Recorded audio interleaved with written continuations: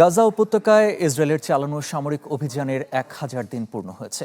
দীর্ঘ এ সময় অঞ্চলটির ৯০% বেশি এলাকা সম্পূর্ণ বিধ্বস্ত হয়েছে। ইসরায়েলি সেনাদের নিয়ন্ত্রণে চলে গেছে ভূখণ্ডের প্রায় ৮০%। ২০২৩ সালের অক্টোবরে যুদ্ধ শুরুর পর থেকে এ পর্যন্ত নিহত হয়েছেন ৭৩,০৬৬ জন ফিলিস্তিনি। নিহতদের মধ্যে ২১,০০০-এর বেশি শিশু। আহত ১,৭৩,৫১৪ জন। এছাড়া ধ্বংসস্তূপের নিচে চাপা পড়ে এখনও নিখোঁজ প্রায় ৯,৫০০ জন। যুদ্ধ চলাকালে উপত্যকায় প্রায় ২,২৩,০০০ টন বিস্ফোরক ফেলেছে ইসরায়েল। উপত্যকা জুড়ে জমেছে ৬,৮৯,০০,০০০ টন ধ্বংসস্তূপ। এর মধ্যে মাত্র ০.৫% কম অপসারণ করা সম্ভব হয়েছে।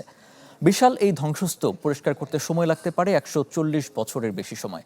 জাতিসংঘ বলছে, চলমান সংকটে গাজার মানব উন্নয়ন সূচক ৭৭ বছর পিছিয়ে গেছে এবং মানুষের গড় আয়ু কমে নেমে এসেছে মাত্র ৪০ বছরে।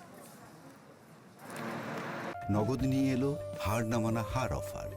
সর্বনিম্ন ১০,০০০ টাকা রেমিটেন্স নগদে পাঠালে থাকছে স্বর্ণের হার জেতার সুযোগ।